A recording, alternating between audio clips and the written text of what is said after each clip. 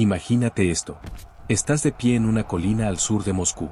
Es julio de 1572. El horizonte tiembla. No es un espejismo. Es polvo.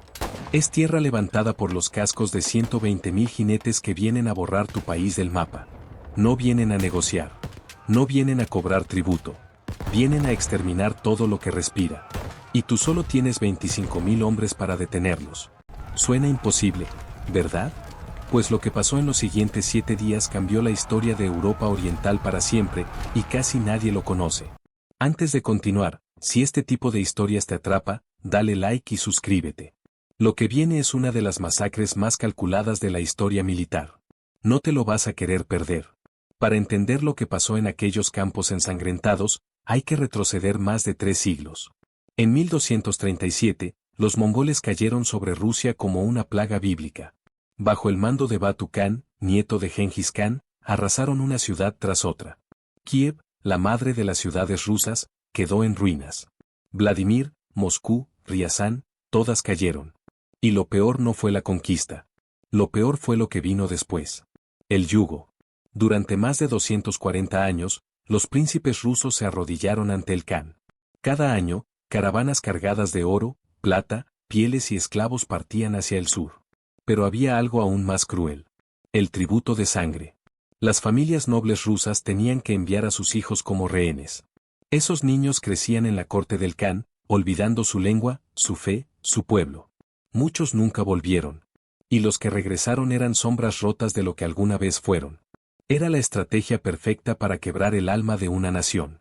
No solo les robaban la riqueza. Les robaban el futuro. En 1480, algo cambió. Iván III se negó a pagar tributo. La Gran Horda, debilitada por divisiones internas, se retiró. Rusia era técnicamente libre. Pero solo técnicamente. Porque los herederos de la Horda de Oro seguían ahí. El Kanato de Kazán, el de Astracán, y el más peligroso de todos, el Kanato de Crimea. Y ninguno de ellos olvidó que Rusia, según ellos, les pertenecía. Iván Vasilievich nació en 1530 en medio del caos. Su padre murió cuando tenía 3 años. Su madre probablemente fue envenenada cuando tenía 8. El niño creció en el Kremlin rodeado de nobles codiciosos que lo humillaban y lo trataban como un peón insignificante. Pero ese niño tenía memoria. Y cuando cumplió 16 años, hizo algo que nadie esperaba. Se coronó no como gran príncipe de Moscú, sino como zar de todas las Rusias. Zar, la versión eslava de César. No solo reclamaba Rusia. Reclamaba el manto del Imperio Romano. Y después lo demostró con sangre y fuego. Conquistó Kazán en 1552, Astracán en 1556. Controlaba ahora todo el curso del Volga. Rusia ya no era un conjunto de principados aterrorizados. Era un imperio en ascenso. Pero el éxito despertó algo oscuro en Iván. Siempre había sido paranoico. Y cuando su esposa Anastasia murió repentinamente en 1560, Iván se convenció de que los nobles la habían envenenado. Su respuesta fue crear la oprichnina. 6.000 hombres vestidos de negro, montados en caballos negros, con cabezas de perro y escobas colgando de las sillas como símbolos de sumisión, barrer a los traidores y morderlos hasta la muerte. Estos hombres tenían carta blanca para torturar, ejecutar y confiscar. El terror que desataron fue indescriptible. Este es el hombre que la historia recuerda como Iván el Terrible. Pero hay otro lado que a menudo se olvida. Era brillante. Estableció la primera imprenta de Rusia, reorganizó el ejército con regimientos permanentes de mosqueteros, expandió las fronteras hasta Siberia, y entendió algo crucial, que la tecnología y la estrategia podían derrotar la superioridad numérica. En la primavera de 1571, Devlet Giray, Khan de Crimea y vasallo del Imperio Otomano, reunió 40.000 jinetes y marchó hacia Moscú. Iván cometió un error fatal, confió en comandantes incompetentes y dividió sus fuerzas. La horda avanzó como un relámpago directo a la capital. El 24 de mayo, los tártaros prendieron fuego a los suburbios de Madera. El incendio se propagó con velocidad sobrenatural. En cuestión de horas, todo Moscú era una hoguera gigante. Los relatos de los sobrevivientes son espantosos. Miles murieron quemados vivos, atrapados en edificios en llamas. Miles más fueron aplastados en el pánico. Los tártaros cazaron a los refugiados como animales, capturando decenas de miles para el mercado de esclavos. Cuando el humo se disipó 3 días después, Moscú había dejado de existir. Solo el Kremlin de piedra seguía en pie, una isla solitaria en un mar de cenizas negras. Las estimaciones conservadoras hablan de 80.000 muertos. Devlet no intentó ocupar Moscú. No lo necesitaba. Volvió a Crimea cargado de botín y esclavos. Y le envió un mensaje a Iván: el año que viene regresaré y esta vez no me iré hasta que Rusia sea cenizas y el zar esté muerto. Iván estaba furioso, humillado, pero sobre todo acorralado. Sabía que 1572 sería el año en que Rusia vivía o moría. Lo primero que hizo fue despedir a todos los comandantes que habían fallado. Algunos fueron ejecutados públicamente. Para reemplazarlos, eligió al hombre más capaz que tenía, el príncipe Mijaíl Borotinsky. Un veterano que había estudiado las tácticas mongolas porque había sido su prisionero en su juventud. Conocía al enemigo desde adentro. Iván le dio autoridad absoluta. Cada soldado, cada rublo, cada recurso del imperio estaba a su disposición. El mensaje era claro: salva a Rusia o morimos todos en el intento. Borotinsky reclutó todo lo que pudo. Nobles, mosqueteros profesionales, campesinos armados, mercenarios cosacos. Pero los números seguían siendo desalentadores. Apenas 25.000 hombres contra 120.000. En campo abierto, sería una masacre. Necesitaba cambiar las reglas del juego. Y tenía exactamente la herramienta para hacerlo. El Guliái Gorod. La fortaleza móvil. Imagínate muros de madera sólida de 3 metros de alto, construidos en secciones modulares con ruedas. Reforzados con capas adicionales de madera y en algunos casos placas de metal. Pero lo verdaderamente revolucionario eran las troneras, aberturas estrechas a diferentes alturas diseñadas específicamente para mosquetes y cañones pequeños. Los carpinteros trabajaron día y noche durante meses. Cuando se ensamblaban, formaban una muralla móvil que podía proteger a miles de soldados. Una fortaleza que se movía a donde hiciera falta.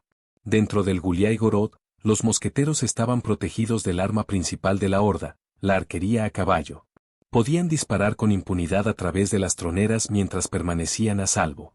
Los tártaros necesitaban espacio para maniobrar, necesitaban que el enemigo entrara en pánico y rompiera formación. La fortaleza móvil eliminaba ambas ventajas. Pero para que la trampa funcionara, los tártaros tenían que atacar. Borotinsky encontró el lugar perfecto cerca de la aldea de Molodi, unos 60 kilómetros al sur de Moscú.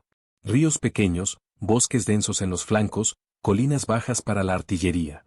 Diseñó la trampa con precisión quirúrgica. A finales de julio, los exploradores llegaron cabalgando como demonios. El mensaje era breve y aterrador: la horda había cruzado la frontera. 120.000 jinetes avanzaban hacia el norte como una marea oscura. No sabían lo que les esperaba. El primer día, la vanguardia tártara hizo contacto. La caballería rusa los provocó y se retiró hacia la fortaleza. Los tártaros los persiguieron y de pronto se encontraron a 100 metros de un muro erizado de armas de fuego. Las troneras escupieron fuego y humo. Una tormenta de plomo barrió a los jinetes. Más de 200 muertos en minutos. El segundo día, Devlet trajo la artillería otomana. Bombardeó la fortaleza durante horas. Luego lanzó a los jenízaros, 4.000 soldados de infantería otomana de élite. Por unos momentos aterradores, parecieron romper la línea. Pero Borotinsky movió reservas al sector amenazado. Los cañones rusos dispararon metralla directamente sobre los jenízaros amontonados al pie de los muros. Cientos destrozados en segundos. Los cadáveres se apilaron tan alto frente a ciertas secciones que obstaculizaban los siguientes ataques. El tercer día, Devlet ordenó ataques continuos en rotación. Sin pausa. Los defensores disparaban, recargaban, disparaban de nuevo hasta que sus hombros estaban negros de moretones. Sus oídos sangraban por el ruido constante. Pero la disciplina rusa aguantó. Los tártaros, en cambio, empezaban a desmoronarse. La moral caía. Los suministros se agotaban. La disentería se propagaba. Y cada ataque dejaba cientos de muertos más frente a los muros. Entonces Borotinsky ejecutó su golpe maestro. Al amanecer del día decisivo, una niebla espesa cubrió el campo de batalla. Las puertas del Guliái Gorod se abrieron en silencio. 5.000 soldados emergieron divididos en 10 columnas. Avanzaron como fantasmas entre la niebla. Los centinelas tártaros no los vieron hasta que fue demasiado tarde.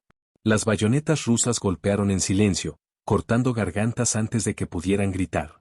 Los mosquetes abrieron fuego a quemarropa dentro de tiendas llenas de guerreros dormidos.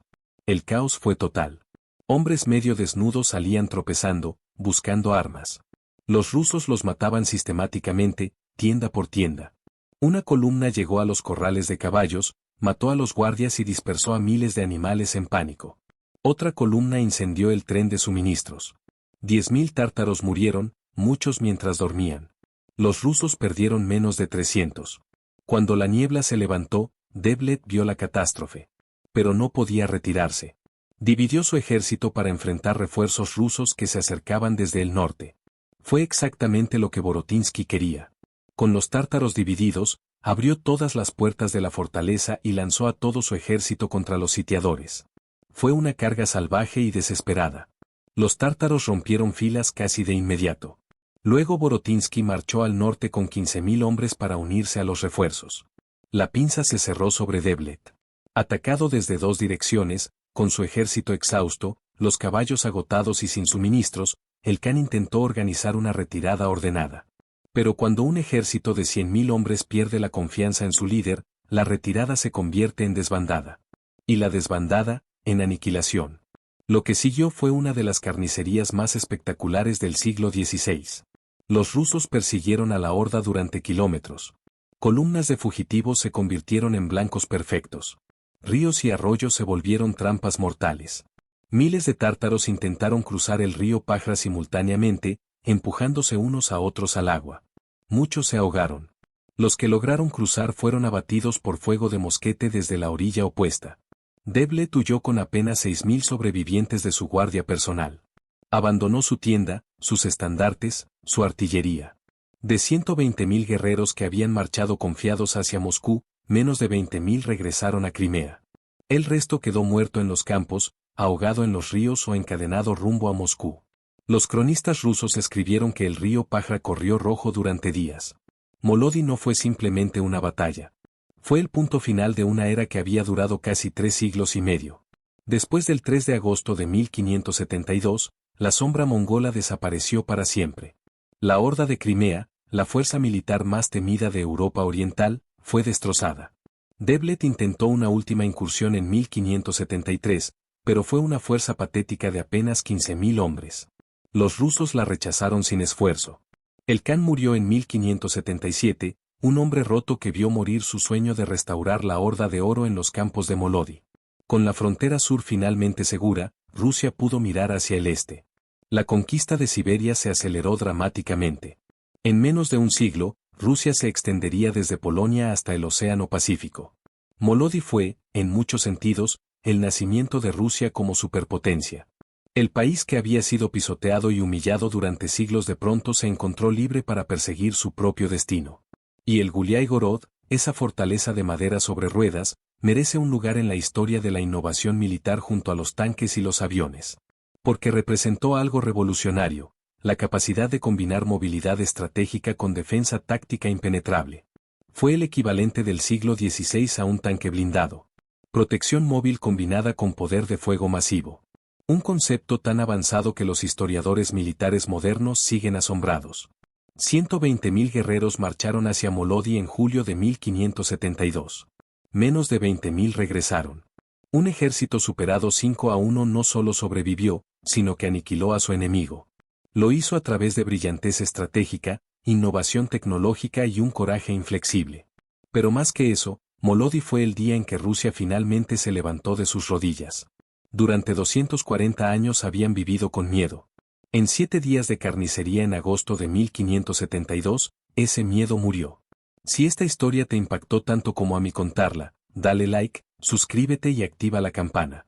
Porque hay batallas olvidadas que cambiaron el mundo, y alguien tiene que rescatarlas del silencio. Nos vemos en la próxima.